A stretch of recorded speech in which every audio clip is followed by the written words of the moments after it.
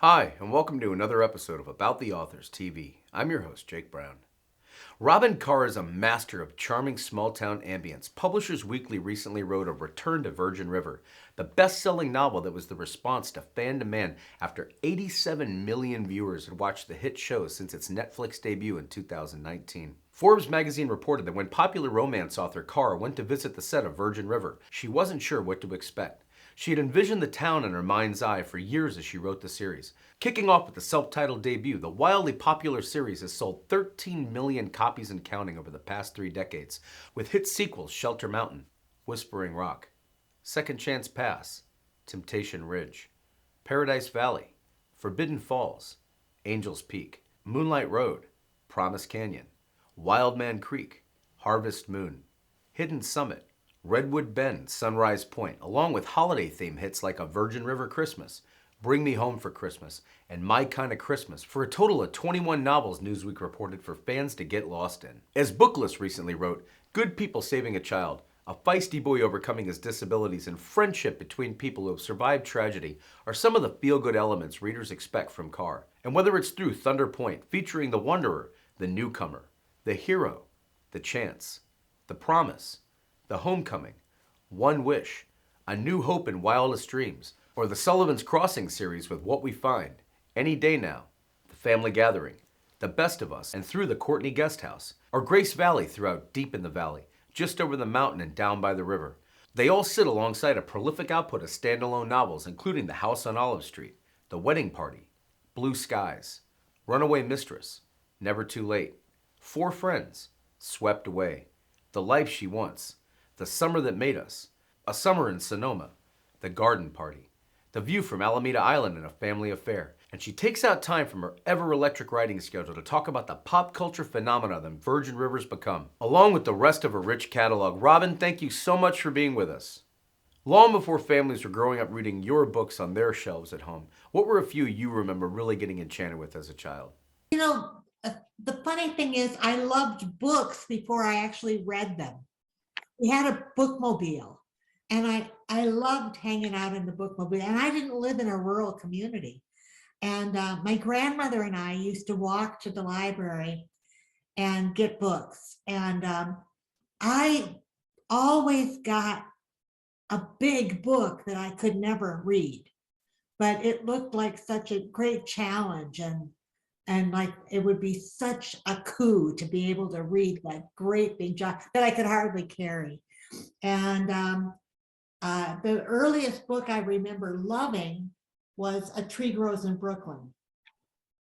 I probably wouldn't even recognize it now, but because that was a long time ago, but before the dawn of man. But yes, books they weren't important to my family. I don't from a family of big readers. And then there was a second dawning. Out of high school, I went to nurses training. And of course, college students rarely read for fun. They always have an assignment. I was working as a nurse, so I was thinking about medical things all the time. And we had one book in nurses training that we had to read, The Cry and the Covenant, about the man who invented asepsis and taught people how to wash their hands before surgery. And then, but then my second dawning was, as a young wife and mother, I was grounded. I had no car. And I read about a book a day, romances, mainly historical romances. There wasn't much of a mass market industry back then. So I was reading classics that were reprinted in paperback and sold at the grocery. What first pushed you to pick up the pen and give writing one yourself a try with what became your first published novel, Shalyn? A two-pronged thing. Number one, I thought, this can't be that hard. It doesn't look that hard. It looks kind of fun. And then the other thing was, if it's that much fun to read them and you're up late holding your eyes open, to get to the end, And you can't wait to pick up the book the next day. I got get the kids fed and shut up so I can pick up the book. Then it must be even more fun to write it. And so I got a notebook and a pen, and started telling myself a story on paper. And I thought it was Gone with the Wind at least, and it was just awful. But I didn't know how awful it was for quite a while. But it was fun. It was fun. Well, it's pronounced Shalyn, and it's a completely made up name. And it's there were only two full length manuscripts ahead of her. Shalyn was my third completed manuscript, and I am still amazed that it sold. And it not only sold, it sold to a really great publisher, Little Brown. And I remember when my agent, who I was his very first client, called me and said, we have an offer on your book from Little Brown. And I said, Little who? How much I knew about what was happening. How big of a party did you throw when you received your first box of books? Me and neighbor ladies broke out the champagne. It was fabulous. And I was kind of new in town. I was married to an Air Force pilot at the time, and we moved a lot.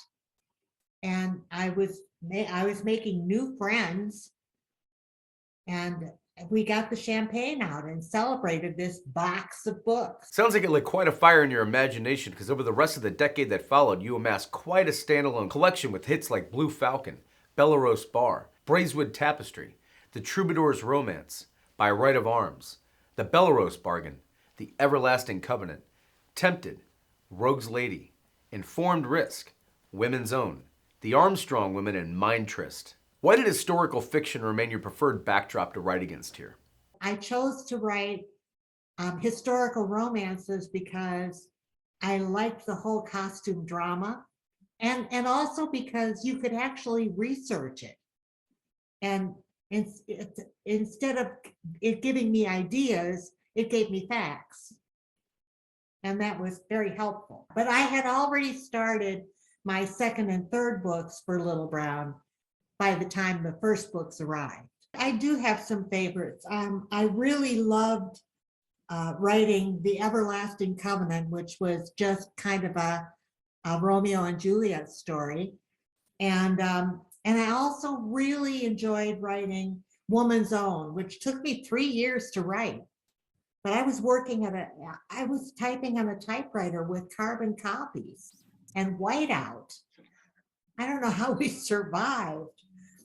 They didn't have any sort of computer that was smaller than a house at that point. In fact, I bought one of the very first computers that you could put on your desktop with floppy disks and a screen about this big. And it cost $10,000, which was $3,000 more than my Oldsmobile Vista Cruiser, which I filled up with children and soccer balls and baseball bats. Now, it might surprise viewers to know that you would break through in the series world, not with the one most folks would pick in a fan survey, but instead with Grace Valley, which features deep in the valley, just over the mountain and down by the river. Why do you feel this series has remained beloved by fans so many years after its release in the early 2000s?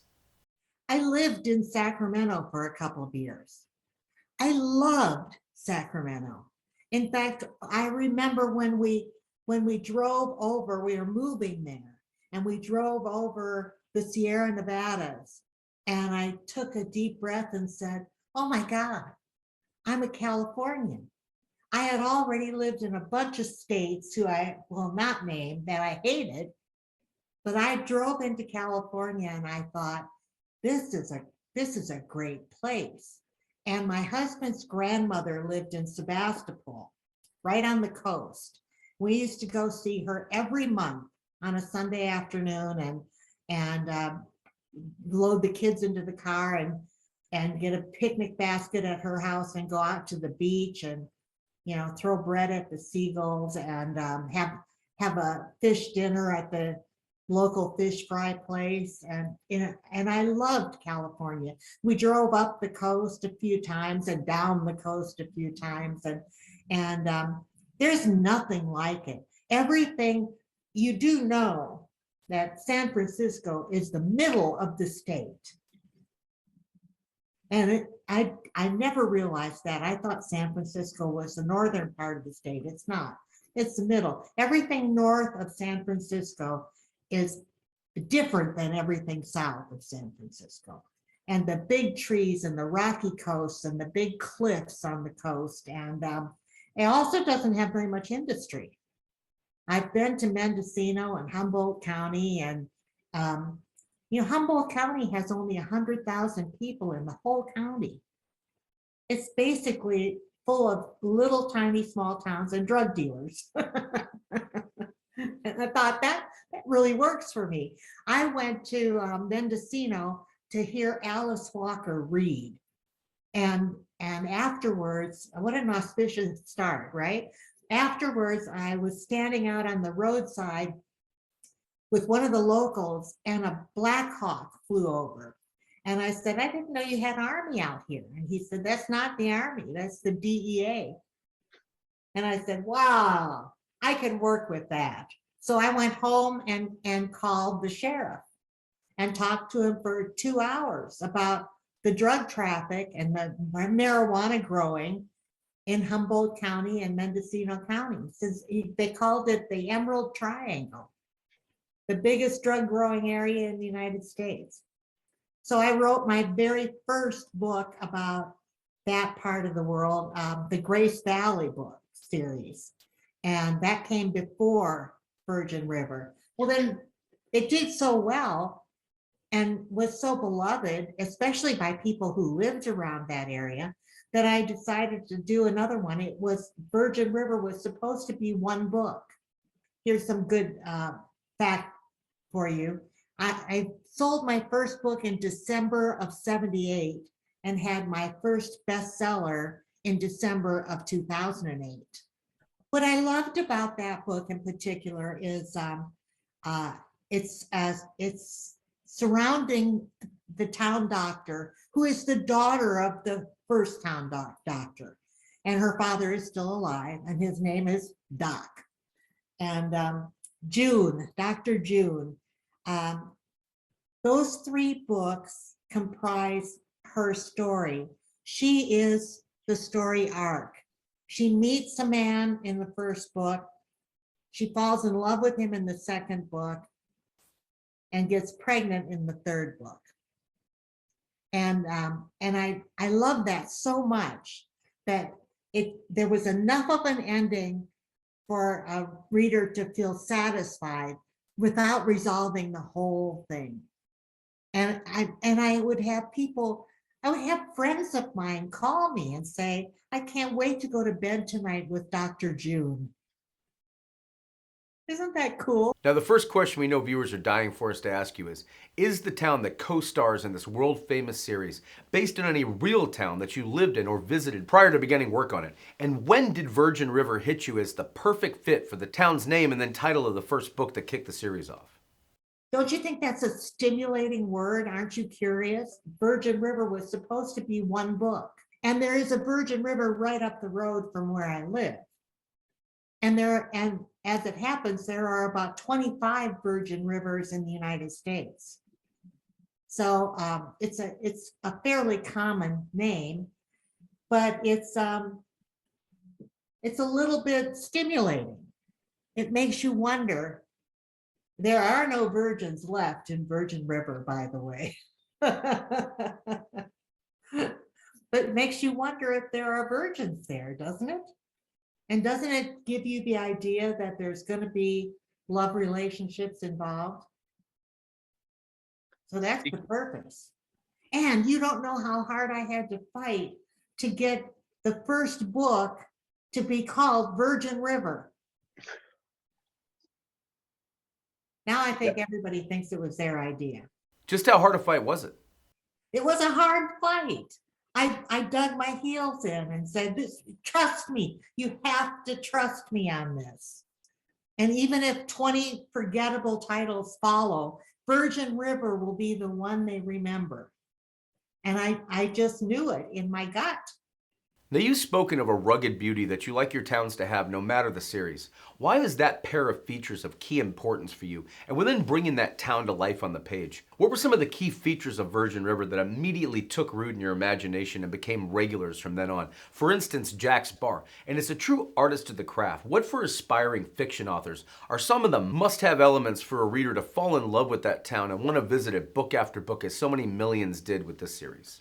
The hardest thing about writing a series is that you already have an established setting and background that you have to be faithful to. And the easiest thing about writing a series is that you already have a background that you have to be faithful to. So it's its own worst enemy. But creating Jack's Bar, it's real simple.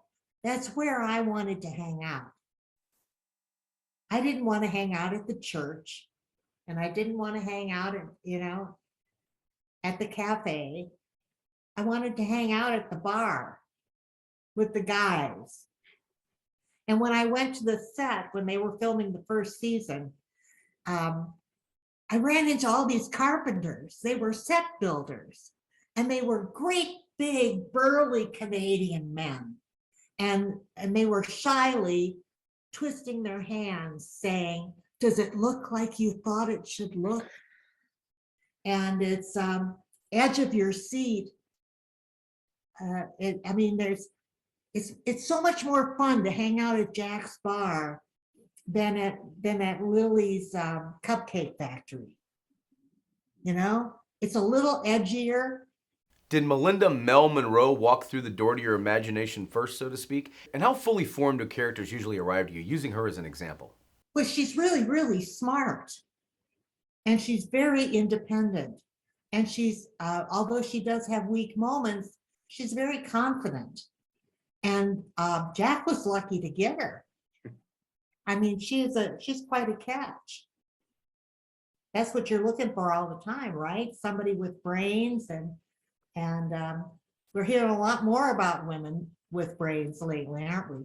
Sounds like you had a lot of fun playing with that fish out of water element on the page. I did, very much. And I think I was a fish out of water, oh, so many times. Jack Sheridan really represents everything a romance reader wants in a leading man. As you were first meeting him in your imagination, were you working more off a sense of who you wanted him to be in terms of being kind and a little too nosy in a good-hearted, well-intentioned, small-town way that you give so much charm in the series? And I wanted a real sexy man and a real ambitious, independent woman. And that's where I started, with Jack and Mel. In fact, I saw a picture of a woman sitting on the wooden steps of a front porch. My characters don't talk to me. In fact, I tried that on an editor once. I said, "What if I said Jack told you it had to be that way?" And she said, "Put him on the phone." I said, "Huh?" So that didn't work. No, I have to think about it. Think about it. Think about it. Think about it. Think about what is commonly accepted behavior, and what motivates them. What's the driving force? What do they have to overcome? What do they have to learn? Oh, Jack, he was every woman's dream. It's fair to say his generosity gets him in trouble from time to time, too. Well, yeah, especially his nosiness. Yeah, he I can't remember how far into the series we go, but he ends up being the executor to the town dowager's will, and he's in charge of the money that's left to the town, and he's in charge. Oh, what a challenge for someone like Jack. I'm sure you've answered this question a million times, but for fans just newly discovering the series, where did you come up with the perfect names Mel Monroe and Jack Sheridan? I've always been very partial to common names. I'm not in the market for unusual names like Knife Conley. something really dopey. So I like common names. So the the heroes in the first several books are Jack, Mike, John. Speaking of that supporting cast, you've talked in the past of your towns demanding something of their residents, and quite a colorful cast of them began to populate the series and hit sequels like Shelter Mountain, Whispering Rock, Second Chance Pass, Temptation Ridge, and Paradise Valley. Whether we're talking about Doc Mullins or Hope McCrae, or Lizzie Anderson or Rick Sutter or Paige, our town cop Mike Valenzuela, our Jack's sister Bree, and then equally memorable locals like Tommy Booth and Brenda Carpenter, or Paul Haggerty and Vanessa Rutledge, or Muriel St. Clair, Luke Redorian and Maureen Redorian, or Shelley McIntyre, Cameron Michaels or Abby McCall Crawford, or Art Cleary or Liddy Sutter, and on and on. Please touch on what values are most important to you to feature in these townfolk. You've talked about courage and integrity, and any others that you'd share here. They can't look the same at the end that they did in the beginning. They have to have grown, but they can't grow too much. They have to grow the right amount. Well,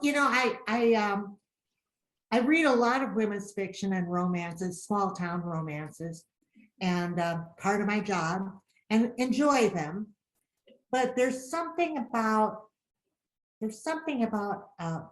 a town where the main industry, the heroine's main industry, is making cookies, and a town where you might have a bear on the loose, and or you might have a bad drug dealer on the loose. The difference is emotional, isn't it? And in small towns, people aren't billionaires, and most of them don't have health insurance, and the local doctor pretty much signed up for the job of helping these people who wouldn't get help anywhere else, and they pay him in eggs. And it's a little bit more dramatic, and it's a little bit edgier, and it's not so sweet and cutesy. There are no picket fences in Virgin River. It's a really interesting story. My agent, who can't help herself, she's got to get in there, and mess around. And she said, this book still needs something, and it needs something important. And the book was done, and I thought it was perfect. And she said, what about, she ran a whole bunch of ideas by me. What if they wanted to build a freeway through the town? I said, not that. And finally she said, what about a teenage boy? And I went back to the beginning of the book and started from page 1 and wrote in Ricky Sutter, who was perfect because Jack would mentor him, and Ricky would be a teenage boy, a typical teenage boy, and he would grow with the story, which he did. He went from being a 16-year-old boy, falling in love for the first time, having sex for the first time, to a man losing his leg in Iraq. So the character was very full-bodied and was there for several books and remained there till the end. I really liked Second Chance Pass. I thought it had a really good plot. Let's turn the spotlight to Preacher for a moment, the wildly popular cook at Jack's Bar. Oh, Preacher, I love. And I love what Netflix has done with him. A lot of people said to me, I didn't know Preacher was Black. And I said, well, I never said he was white. People get caught up in details like that. Preacher was an awesome character to write. I can just picture this great big boy being raised by this skinny little mom who works for the Catholic Church. I'm sure you often get the question of how you write soldiers so well. Do you draw from any close to home muses and creating those who find a home in Virgin River? Yeah, I do. My ex-husband was in the Air Force for 10 years. My son, who is an orthopedic surgeon, was in the Army and for 17 years, and is an Iraq vet, where he was an Army surgeon in the war. Yes, and a lot, my son had a lot. When my son was in Iraq, we Skyped every day.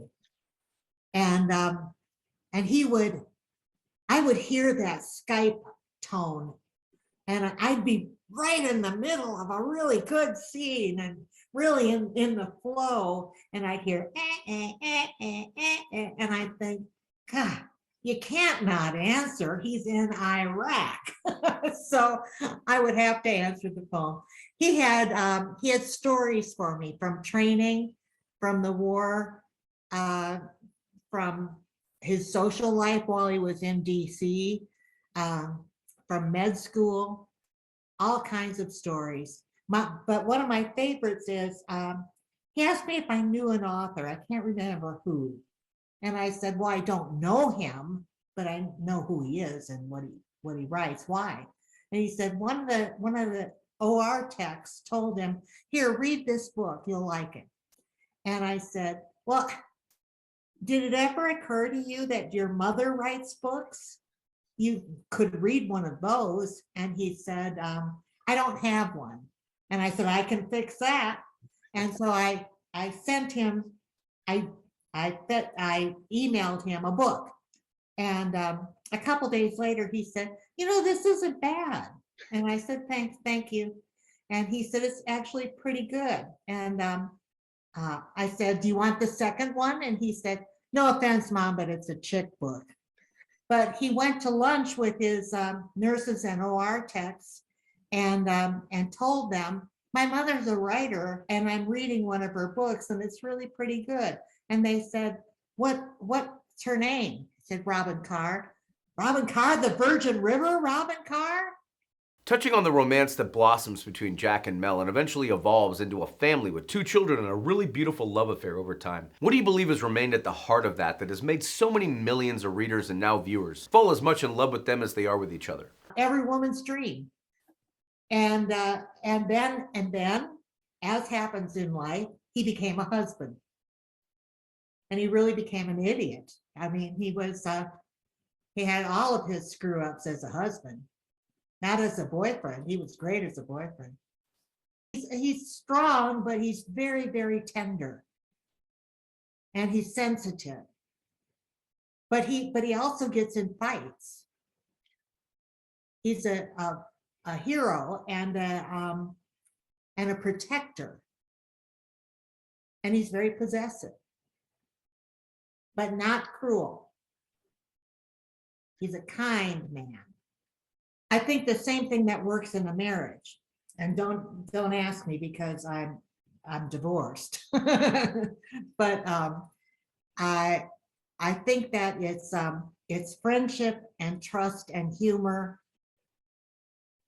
and passion. You can, if you have a perfect relationship, you're laughing and joking one minute and rolling around in bed the next, right? I'll tell you, romance has really changed.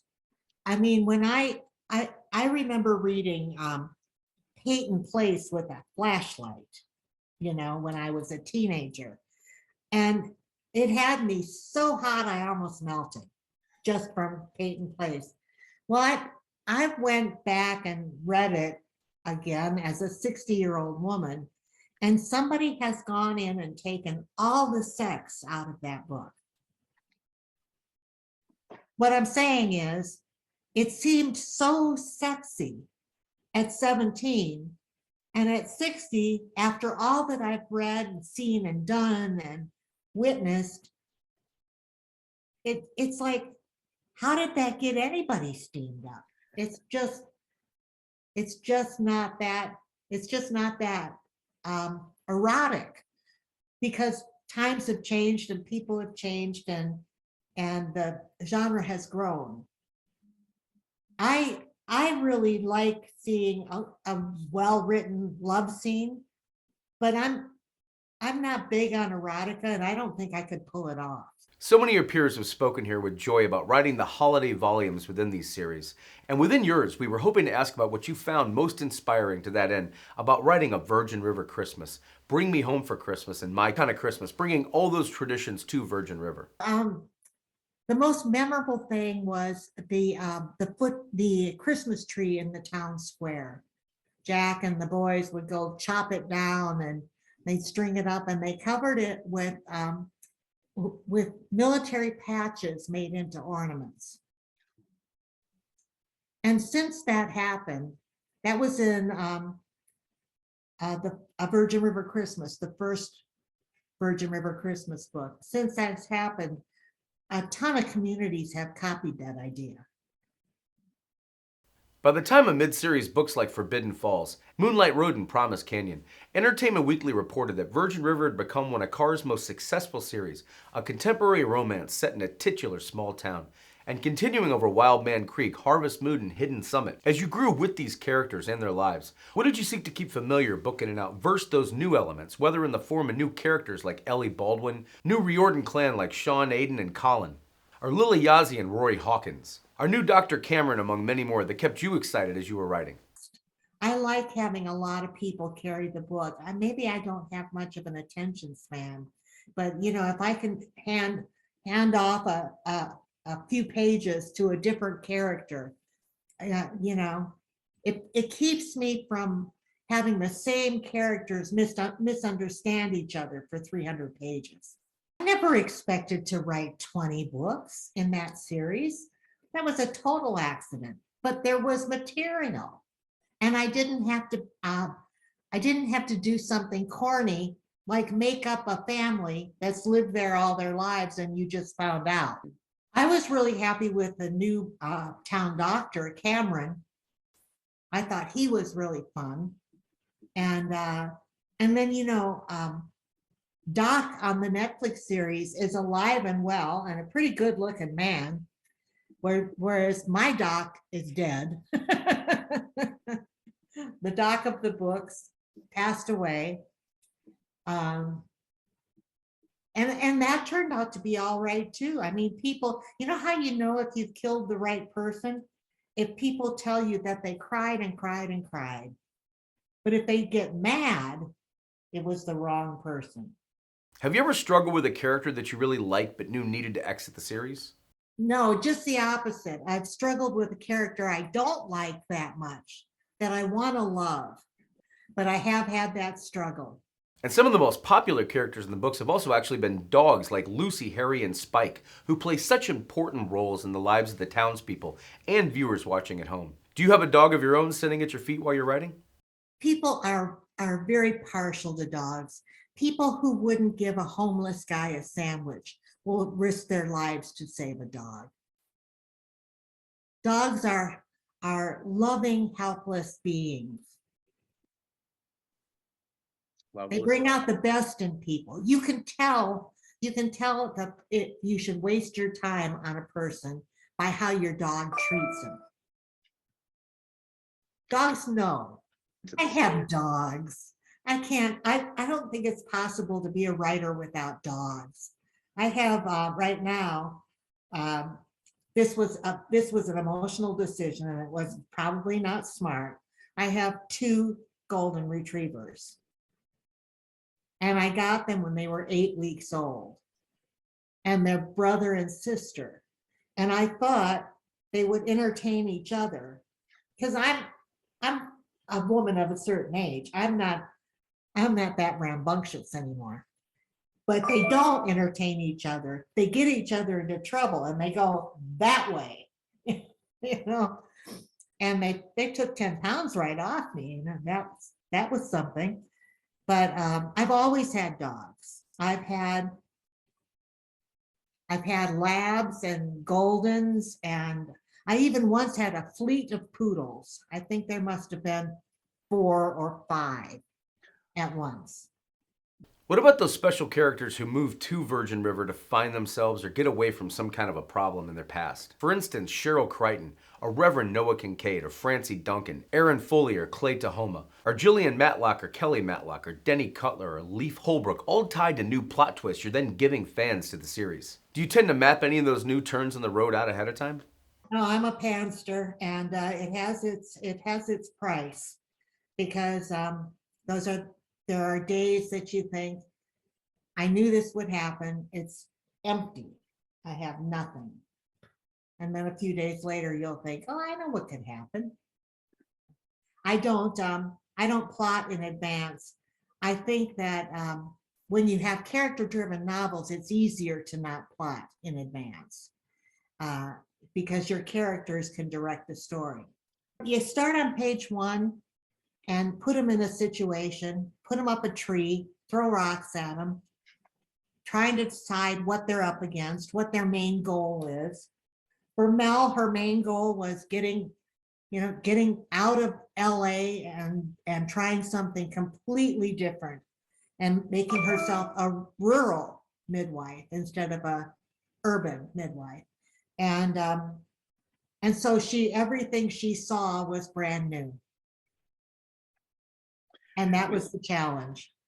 By the time you reach Hidden Summit, Redwood Bend, and Sunrise Point, 20 books into the series, had you begun planning at Sunset? And did you know far out in advance how you wanted it to end? Oh, that's pretty simple. Sometimes if you make a series too long, people are reluctant to even give it a try. Because what if they liked it and there are 18 more to read?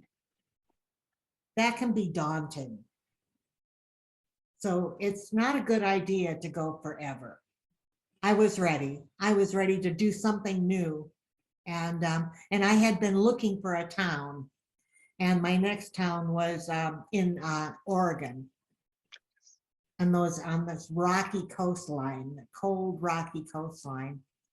We're talking, of course, here about Thunder Point. Were you driving along the Oregon coast on a book tour or vacation when you were inspired to set the series there? Which, of course, features the wanderer, the newcomer, the hero, the chance, the promise, the homecoming, one wish, a new hope and wildest dreams. And with Hank Cooper this time around, what do you feel makes him appealing to a wide audience with as popular as he's been throughout this series? Well, the landscape was thrilling, and putting a whole new set, a whole new cast in that town, in that new town. And I don't know if you've noticed or not, but I always work with an ensemble cast. Of course, Hank was fun, and his who was his girlfriend, Sarah.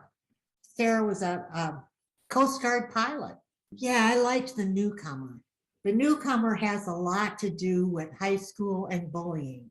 Well, it's important to deliver that reality in the fictional contrast because people relate to them. You know, they have issues and they have problems and emotions that they're stuck with, and they have to have a safe place to play them out. And if they read them in a book, they can have a relationship with fictional characters. It helps them to discover solutions to their own problems. And if they relate, they love the books. And if you've written something that someone can love, you've done a monumental job, right? There's always a solution. And I hope I've written a lot of therapy sessions. I hope that what people discover is that there are healthy and sensible solutions to their problems. It must feel good when you hear from readers that your books have helped them work through those scenarios in their own lives. Yes, very proud. That's my whole aim. That's the whole goal. When you created Sullivan's Crossing, and over the course of What We Find, Any Day Now, The Family Gathering, The Best of Us, and The Courtney Guest House, what was it about the Rocky Mountains of Colorado that made for the perfect backdrop to host this series? And what a character for the rest of the cast to compete with. I remember being really excited about Cheryl Stride's book, Wild, with the long distance hikers. And the thing that caught my attention about that book the most was that people would plot out their route that they were going to hike. And it would be over weeks. It would take them weeks to go from Mexico to Canada. And they would find stores like general stores or campgrounds along the way, and they would mail themselves packages like clean socks and clean new underwear and new shirts. so that they could get to that outpost and stay a couple of days, get a hamburger and a shower and throw their shirt away. And they used to carry books to read on their hike when they camped at night. And because of the weight of a book, when they finished a page, they would tear it out and throw it away and lighten their load.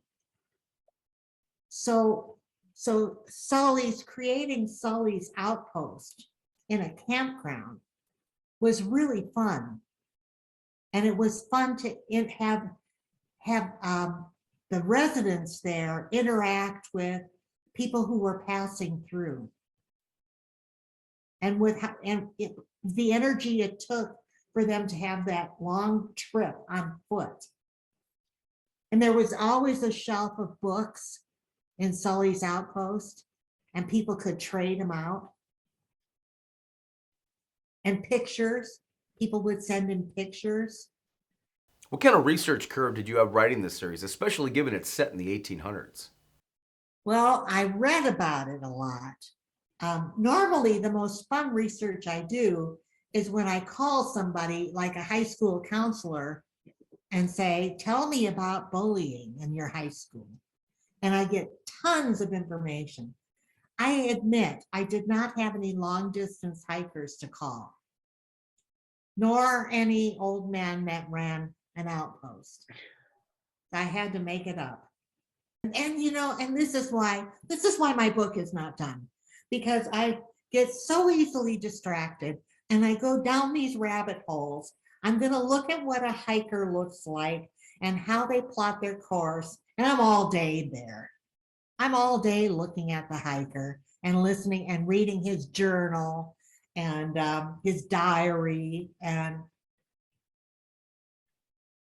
it's dangerous. I get what I want eventually. Now, impressively, you stayed just as busy writing standalones throughout writing these series, whether we're talking about The House on Olive Street, The Wedding Party, Blue Skies, Runaway Mistress, Never Too Late, Four Friends, Swept Away, The Life She Wants, The Summer That Made Us, A Summer in Simona, and The Garden Party more recently.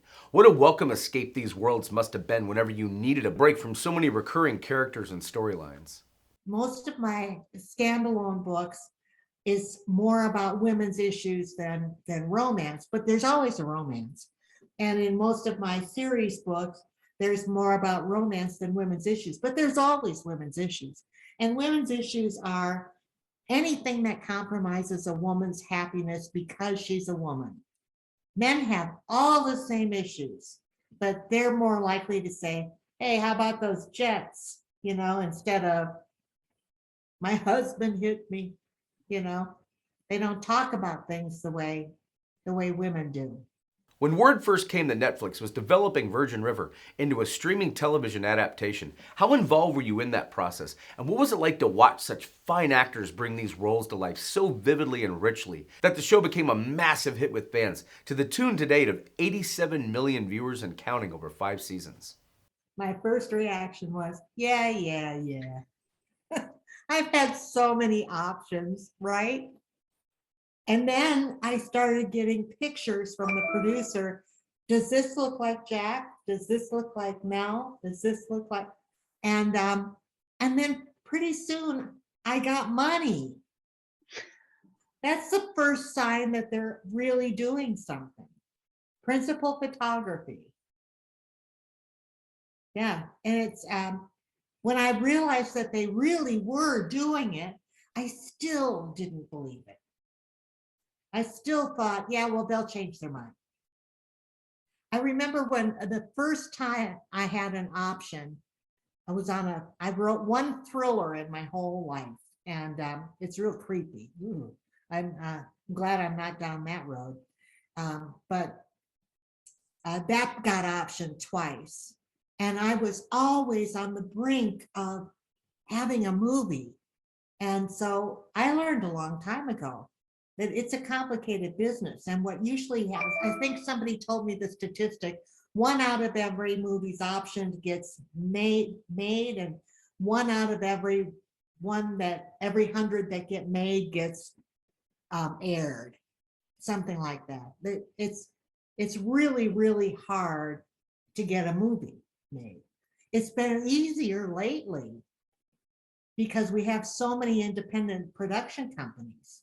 Well, I thought they did a fabulous job. Now, there were lots of times I thought, why didn't they use what I wrote? And then there were other times I thought, well, that was a good idea. I wish I'd thought of it. But I keep my hands out of it because I'm not a movie maker and I'm not knowledgeable in that. That's just not my bag. So I don't want to screw it up. Well, listen, at the end of the day, the most thrilling moment for me was when I realized with a shock, we put 450 people to work. They were very, very grateful. We had a viewing party. And a viewing party is really hard because people just don't shut up. You don't see what's going on. So yeah, I had a viewing party. I had a bunch of friends over. I was really impressed. Now, as that was the first book and the first episode, as it went on, it got further and further from the original story. And so it was really brand new. And so if I didn't know anything about the book, I always tried to focus on pretend you don't know anything about the books and just judge this for what it is. And people have loved it. It's a common conversation we have with peers here as you go through this, but it must be quite something to watch what you invented wholly out of your imagination become part of America's living room. Whether it's the series on a family's bookshelf or them all sitting together binging Virgin River on Netflix. It's amazing to me. I'm amazed by it, and I still think I try my hardest, I do my best to be good, but I still think it's 90% luck. Who do fans write to tell you are their favorite characters they enjoy visiting with book in and out? Everybody has their favorites. And then sometimes somebody will write to me and say, how dare you let Netflix change the story? They've destroyed your wonderful books. And I always write them back and say, my books are right where I left them. Not a thing unchanged. But you might get a second fun series because they're not exactly alike. So it's two for the price of one. What was it like to then return to Virgin River? Was that your publisher's idea or one you take credit for? That would be me. I said the Netflix series was so popular and I was getting so much mail and such interaction on Facebook and other places that I said that we would be crazy not to try. Just one more, just a return, just for fun. I was competing with a television series and things had changed. I didn't know which people were still alive and whether I should be following the books or following the television series or trying a combination of both. It was really hard. Once they make a television series, it's hard to go any further with your own storyline if it differs, and it will differ. There's no way it's going to be identical. I remember when the first time I had an option, I wrote one thriller in my whole life, and it's real creepy. Ooh, I'm glad I'm not down that road. But that got optioned twice. And I was always on the brink of having a movie. And so I learned a long time ago that it's a complicated business. And what usually happens, I think somebody told me the statistic, 1 out of every movie's optioned gets made, and 1 out of every 100 that get made gets aired, something like that. It's really, really hard to get a movie made. It's been easier lately because we have so many independent production companies. Well, I thought they did a fabulous job. Now, there were lots of times I thought, why didn't they use what I wrote? And then there were other times I thought, well, that was a good idea. I wish I'd thought of it. But I keep my hands out of it because I'm not a movie maker and I'm not knowledgeable in that. That's just not my bag. So I don't want to screw it up. When you saw what they did and how they translated, and you talked earlier about showing up on the set and then asking if it looked like you invented it. What is that process like? Surreal is one word that's easy to come to mind, but just to see it coming to life, and I mean, Well, listen, at the end of the day, the most thrilling moment for me was when I realized with a shock, we put 450 people to work. They were very, very grateful. what about from the point of view of it airing? Once Netflix started airing it, were you sitting there with family watching it? Did you watch it alone? Yeah, we had a viewing party. And a viewing party is really hard because people just don't shut up. You don't see what's going on. So yeah, I had a viewing party. I had a bunch of friends over. And what was the reaction? How did you feel when you watched it as a completed season? I was really impressed.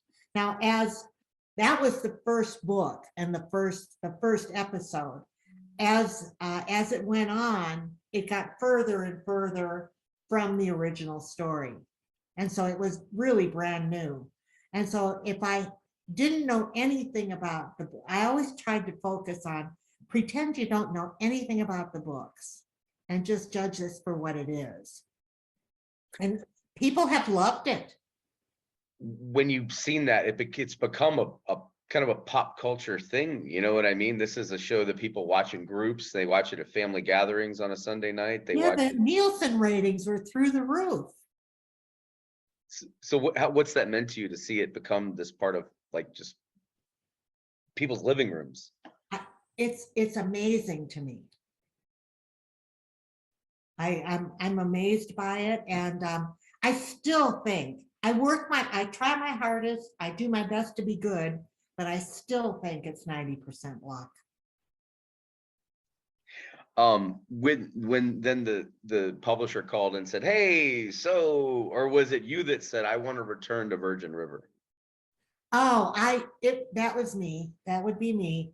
I said the Netflix series was so popular, and I was getting so much mail and such interaction on Facebook and other places that I said that we would be crazy not to try.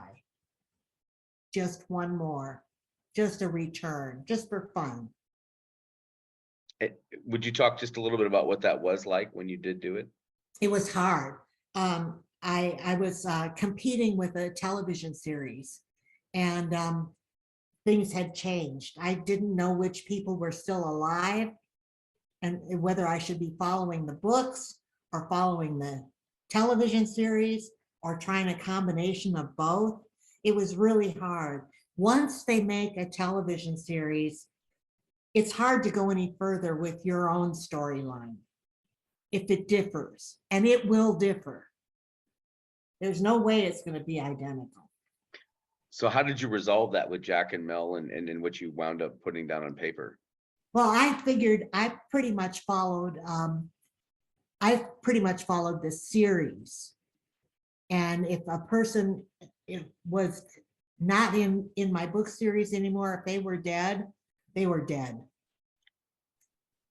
I had to do a combination of the television series and the book series and not make any mistakes. To no one's surprise, it shot straight up the New York Times bestseller list, indicating fan demand. Do you plan on potentially doing any more new volumes? No, I really don't. It's really hard to keep track of where you are in your own story. I think it makes much more sense to start a new series. Over in the standalone section of your catalog, what can fans look forward to with your latest solo releases, The View from Alameda Island, Sunrise on Half Moon Bay, one where Southern Living magazine promised, if you're absolutely captivated by the relatable characters, heartwarming relationships, and surprise-filled plot lines in the fictional town of Virgin River, then you'll love writer Robyn Carr's newest, A Family Affair. They both bring the drama and emotion we've come to know from the author. They're all women's fiction. So they're all based on women's issues, usually death, divorce, children, the usual drill. Alameda Island. I love Alameda Island. Have you been there? It's just a great place. Talk about a small town with a big city in the background. I wanted to put a book there. I wanted it to be, I wanted a carpenter, or I know what, it was a rooftop landscaper. Now, around the San Francisco area, there are rooftop gardens everywhere. And I wanted to write about one. Family Affair was also set in California because I love California. Family Affair was a older woman with 3 grown children. And her husband, who she was thinking of divorcing, suddenly dies. And now she's got a whole family with that she has to contend with and help get them through the grief. Also, her husband has a secret child. He had an affair. It produced a child. He supported the child financially for many years without ever telling his wife. Good thing he's dead. What gives you the greatest joy about getting up and sitting down to write anew each day? I get what I want eventually. Lately, I've been wasting time watching cooking shows because I have a television chef I'm writing about, and I don't cook. I barely warm. The standalone that's keeping me up at night is will be called The Friendship Table, and it's about the chef. And the setting is in actually this one is set in Nevada near University of Nevada, Reno. There's a town there, Gardnerville, that I love. I love the look of it, the feel of it. It's right at the base of the Sierra Nevadas. If you went straight up the mountain and over, you would be in Lake Tahoe. It's a real picturesque place, and there is and my chef resembles some of those famous chefs that everybody loves, like Ina Garten. I'm toying around with doing another 3-book series. I would love to, if I can settle on a plot and characters for a 3-book series like the Grace Valley series, I'd really like to do that. What do you like so much about trilogies? A beginning, a middle, and an end. No, really. It's you can keep adding to the story and it gets girth. And it doesn't go over the cliff. That's a great piece of advice. Any other gems you'd throw in the proverbial well for authors to draw from before we go? To read, write, and be sure that you're writing the book you want to read. Don't write something different from what you most enjoy reading. If you're reading romances week in and week out, don't write a mainstream novel or don't try and write great literature. You don't turn a poet into you have to write what you read. I have an assistant who manages all the social media, and I step in whenever needed. But people ask me all the time, what was the tipping point? What was the thing that created all this success? What did you do that changed everything? And the truth is, I didn't do it. The readers did. There's no way you can trick somebody into buying your book. Or if you do, they'll get over it. It has to be a good book. If it's a good book, they'll tell each other because readers talk about what they're reading. Somebody said to me the other day, did a book club, a Zoom book club, and they said, I didn't know there were still book clubs. And I said, oh my God, there's a bazillion book clubs. Readers like to talk about what they're reading. They tell two people, they tell two people, they tell two more people. All writers, I'm not rare in this regard. All writers wonder when they're going to be rich and famous. You know, they write the end on the first book and say, I wonder when they're going to have it in the stores. And it's kind of ridiculous, but it's true.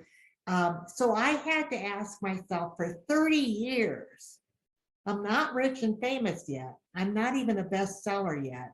How long should I do this? And the answer is always the same, as long as I'm having a good time. It was very satisfying. I played with myself all day. It was very fun. There's a business involved, and there's a lot of business to the business of writing. And there are a lot of people to deal with and to work with. And there are agents and editors and publishers, and knowing the right thing to do and being able to separate the wheat from the chaff. And what is the right decision? Are you supposed to go for that, get that big advance? And does that then ergo force the publisher to really promote the book? No, it doesn't. If they have a moment of insanity and give you a big pile of money, they recover right away. But so dealing with people, you have to be able to do both things. You have to be personable as well as a smart writer. Robyn, we're so touched you took out time to be with us today on About the Authors TV. Would not have been complete without you. Thank you so much for being here.